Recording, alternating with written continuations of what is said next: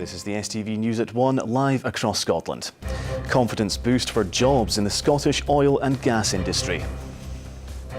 Voting gets underway in the contest to find Scottish Labour's new leader. And how this ID card has helped change this man's life. Good afternoon. Confidence is beginning to return to the oil and gas industry, according to a new survey. The industry has been experiencing its biggest downturn in a generation. 10,000 people were questioned about future prospects, with 9 out of 10 employers expecting staffing levels will increase or remain the same next year. Ross Govins has more. Well, since the oil price collapse in 2014, companies have been forced into savage cost cutting. The collateral damage of that, tens of thousands of job losses. This year, however, we have seen the first signs of recovery, according to the industry, and this survey of 10,000 respondents would appear to back that up. 90% of employers questioned say they expect staffing levels to remain the same or increase next year. However, one oil union says there is more jobs paying on the way, and that's not the picture they recognise at the moment. No, in actual fact we see the reverse at this minute in time. We're still dealing with redundancies. We've currently got a major contractor with a client looking to pay off over 80 people. We've got a drilling contractor stacking rigs, paying off people. We've got subsea vessels being tied up, paying off people. So I would advise youngsters who think they can rush out and get a survival course and get offshore to exercise caution. This is not the picture we're seeing at all. I think the worst is over, in as much as we can't cut anymore. I think we've reached the bottom. I've thought that a couple of times in the last couple of years, but I think now we are beginning to see a slowing of redundancies. But as regards any influx or any increase or any investment which suggests there's going to be a boom, nothing at all. 11% of respondents to the survey say they do intend to cut further jobs next year. Industry leaders have written to the Chancellor Philip Hammond urging for more help in his budget next month. They say they need to encourage more investment in the North Sea basin. Ross Govins, STV News, Aberdeen. Voting is underway in the contest to become the new leader of Scottish Labour. The ballot opened this morning, and party members and eligible supporters have 3 weeks to make their choice. Kezia Dugdale quit the job in August after 2 years in charge, making her the third leader to resign since the independence referendum in 2014. MSPs Anna Sarwar and Richard Leonard are both vying to succeed her. Well, Bernard Ponsonby joins us now. And Bernard, tell us a little bit about the two candidates here.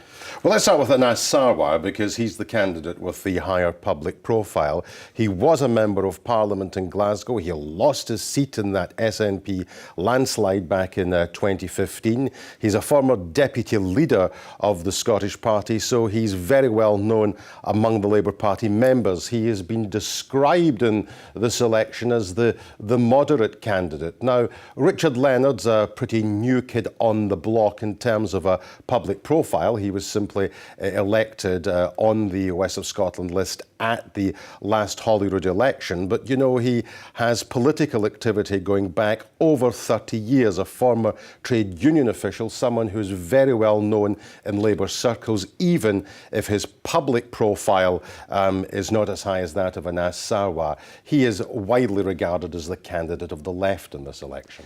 And this will be the fourth leader of the Scottish Labour Party since the independence referendum in 2014. They'll be looking to keep this one in a bit longer. Is there a front runner at this stage? I think it's technically impossible to tell. The reason for that is that every Labour Party member will have a vote. There's been a period where people who are registered Labour supporters can pay a sum of money and get a vote.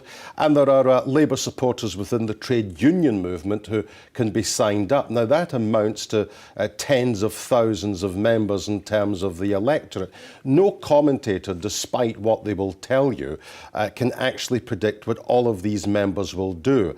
I suspect, though, since that many people who have been signing up recently have been energised as a result of Jeremy Corbyn's rather good general election campaign, the mood music would tell me that the candidate who's seen as closest to Jeremy Corbyn would probably be regarded as the front runner, and that probably is Richard Leonard. Fantastic. Lauren, thank you very much for joining us. Thank you. A fire which devastated a fruit and vegetable market in Glasgow was started accidentally. More than 70 firefighters battled the blaze for hours at Blockheard Market in August. 74 stands were consumed by the flames. The Scottish Fire and Rescue Service launched a major inquiry, but investigators have now concluded that it was not started intentionally. Police say they've arrested 2 people in connection with the disappearance of a woman from Renfrewshire. Margaret Fleming was reported missing in Inverkip almost a year ago. A major inquiry was launched last October to try and find Margaret, who has learning difficulties and has not been seen since 1999. The husband of a Clydebank woman missing for almost 2 weeks has made an emotional appeal to trace her. Karen Brown left her home on Kirkwood Avenue at around 7 a.m. on the morning of the 14th of October. She was seen on CCTV at Buchanan bus station, boarding a bus to London, where there was a possible sighting of the 47-year-old. And Moray Tory MP Douglas Ross says he'll no longer referee football matches while Parliament is sitting. He's faced criticism last week for missing a Commons vote on welfare policy to help officiate at a Champions League match in Barcelona. And on sport now, Graham Murty admits he didn't expect to be appointed Rangers caretaker for a second time and concedes the squad is unsure about itself following the sacking of Pedro Caixinha.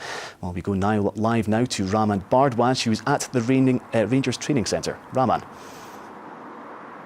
Yes, it was around this time yesterday that Pedro Caixinha was summoned to a meeting with Rangers Managing Director Stuart Robertson to be informed that he was being relieved of his duties after just 7 months in charge. The board, following a meeting, took the decision to relieve him of his duties following a poor sequence of results, which leaves Rangers sitting in 4th place in the Premiership, already 8 points behind Celtic. So for a second time this year, Rangers have taken the decision to appoint Graham Murty on an interim basis until a permanent appointment is made. Now, Murty held his first training session with the squad earlier today. That's ahead of the club's match against Hearts at Murrayfield tomorrow. And a short time ago, he held his pre-match media conference at which he was asked what sort of conversation he's had with Pedro Caixinha and indeed how he learned that he'd be caretaker boss for a second time this year. Can you tell us, Graham, how the conversation went with yourself this time round in terms of taking interim charge?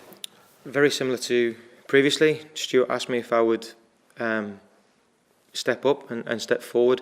And once again, I thanked him for the opportunity and I thanked him for the trust. I'm honoured again to be asked to do this, and I didn't think it would happen. But now that I'm here, I've got to deal with the reality of it, and I'll give it as good as I can. Have you spoken to Pedro? I did. I saw Pedro yesterday, and he wished me good luck, and I reciprocated because he's been with me very, very open and honest and very dignified, and we have a really good relationship, and there was no issue at all. Well, Pedro Caixinha signed 11 players in the summer, so Graham Murty has got to get to work with them in quick time ahead of that game against Hearts tomorrow. He says he'll keep things simple, and he also admits he may have a job in his hands in terms of lifting morale around this place. A little bit unsure of themselves, perhaps, because obviously there's uncertainty around after these things happen, but they're professional athletes.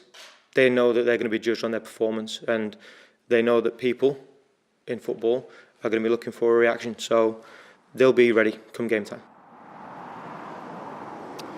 Well, ahead of that game against Hearts tomorrow, Graham Murty has revealed that Kenny Miller is back in the squad. Miller was dropped from the first team squad by Pedro Caixinha, but he does have a number of injury concerns. But that game against Hearts is an early kick-off at Murrayfield tomorrow lunchtime. Raman, thanks for the update. Experts at Edinburgh University are calling for tighter controls on social media data use. The study suggests that information being shared is often used in research projects without consent. The researchers say ethics frameworks around privacy and ownership are not keeping pace with technological developments. They want fresh guidelines to ensure personal data is used appropriately. Billy Connolly will be honoured in the Scottish Traditional Music Hall of Fame tonight. The big in will be among the likes of Jimmy Shand, Michael Mara and many more. Other inductees this year include the late Scottish tenor Kenneth McKellar and singer-songwriter Rab Noakes. And also an accordionist from Fife is among those being inducted into the Hall of Fame tonight. Bobby Crow took up the instrument at the age of 15 years old and went on to become an accomplished musician and band leader. He's credited with encouraging younger generations to play. Now, still to come after the break, today's weather, and could this ghostly image be an unfinished portrait of Mary, Queen of Scots?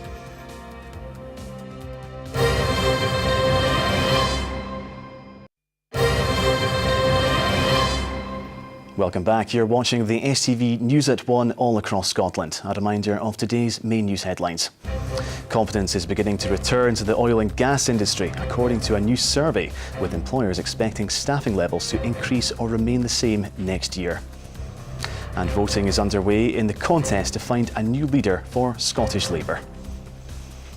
Still to come today, we will have the weather forecast with Joe. But first, a UK charity is piloting an information card for Scots with brain injuries to make life easier for them. The Brain Injury ID card will allow users to easily tell other members of the public about their condition, even if they have communication problems. Nick Sheridan has more. I'm not going to sit round and feel sorry for myself, if you know what I mean. I'm trying to make things better for myself. Callum McLean has learned a lot in the last 7 years. He has learned to walk again, to talk again, and to deal with life as a survivor of brain damage. I had a brain tumour, got flown off to the Royal Infirmary in Aberdeen, and I got a tumour taken out. Callum, like many other survivors, can struggle to communicate at times. Too often, his speech or the way he walks can single him out as someone to avoid. You can go into any shop and people will go, "A person is drunk," because you're staggering all over the place. Brain injury charity Headway is now trying to tackle that issue with these brain injury ID cards to be carried by survivors, allowing them to efficiently communicate the nature of their injuries to police, taxi drivers and anyone else who may get the wrong idea. Headways describes cards like these as a simple solution to a tricky conversation, all part of a broader conversation happening more and more in halls like this one around brain injuries. Some survivors, when they've had these bad experiences, actually began to think, is it worth me going out? People assume that I'm some sort of drunk or I'm on drugs. Then that leads to social isolation. The cards have already been trialled in Glasgow and Ayr, and the response has been immediate. It's been a big difference, this card. It's more awareness with other people as well. Not to be judgmental, if you know what I mean. They'll understand. Nick Sheridan, STV News. Well, joining me now from Headway to tell us a little more about the ID cards is Gail. Welcome to the show. Gail, can you firstly just tell me a little bit about the ID cards and why they should be used? Yeah, I think to kind of emphasise that a brain injury, it's a hidden disability and it's so widely misunderstood. And I think, like Callum and others have said, is that it can lead to assumptions that a brain injury survivor are drunk, they might have slurred speech, they could have mobility problems, and that assumption can be made. Sadly, that can lead to people being arrested and then coming into contact with the criminal justice system. Could be in their capacity as a victim, a witness, or a perpetrator of a crime. So the main purpose of the card is to ensure that the police can very quickly identify somebody as a brain injury survivor and make sure that they get the adequate support. And just give us a little bit of an insight about the sort of challenges that people with brain injuries face in Scotland on a day-to-day basis. I think that's important to remember, that for many brain injury survivors, their difficulties are everyday. It's not a one-off, it's kind of every day. They can have problems with communication. Fatigue's a massive problem.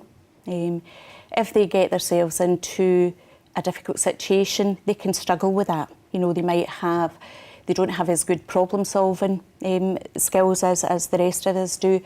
So they can become very quickly even more confused and pretty bewildered.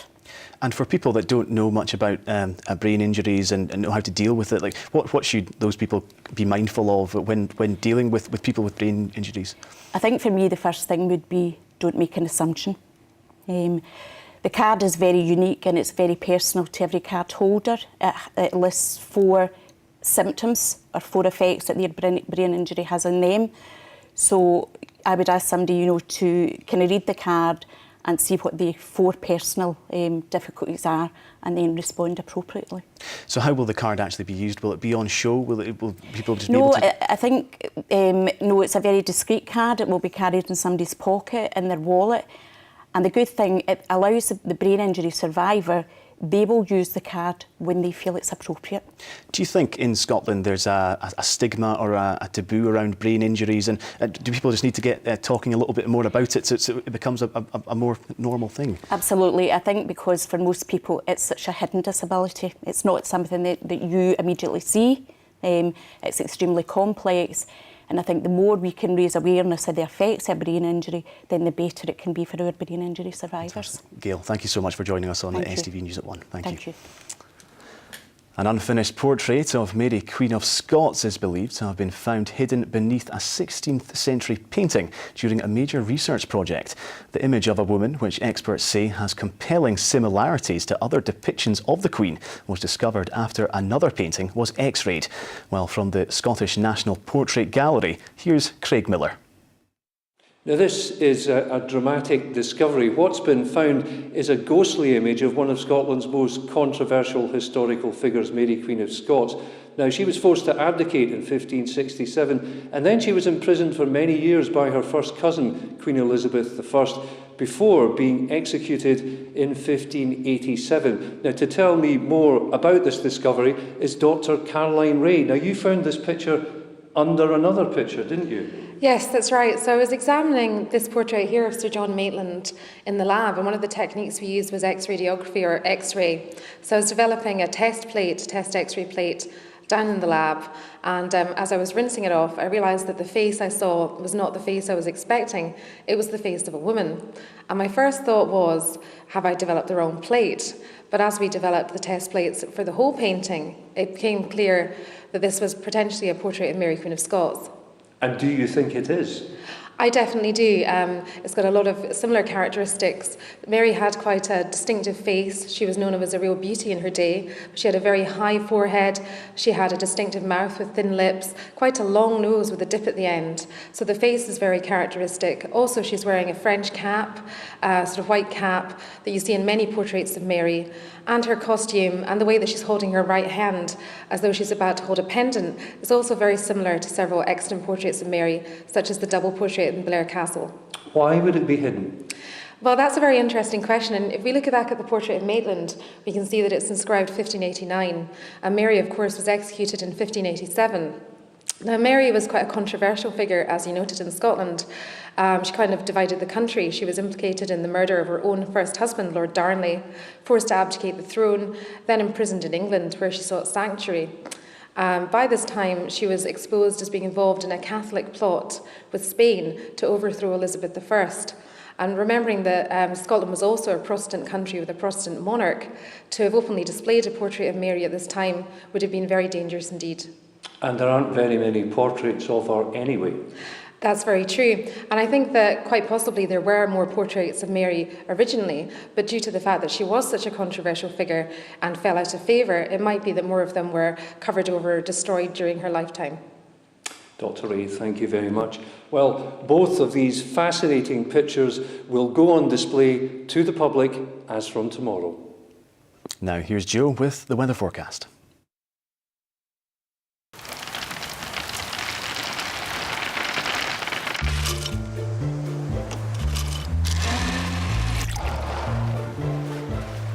TUI sponsors STV Weather.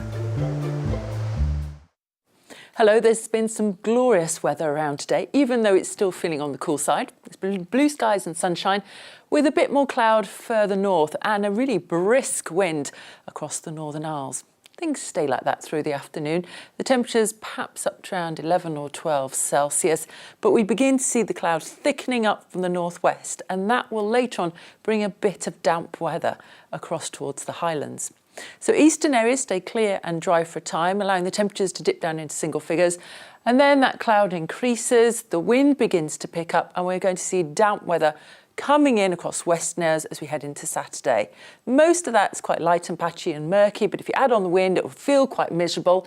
Across towards the east, particularly the northeast, there should be some good shelter, some sunshine coming through, and temperatures popping up perhaps to around 16 or 17 Celsius. Elsewhere, it stays cool, and it looks like we're going to see a lot of cloud across western areas. Adding on that wind is not going to feel that great. So at times, the cloud will bring with it some patchy rain, some drizzle, heavier rain across the Northwest Highlands. Away towards the east, in some of that shelter, it will be drier, still with a good deal of cloud, but it looks like Grampian could see that cloud breaking up, a bit of brightness coming through, and that's going to allow the temperatures to pop up.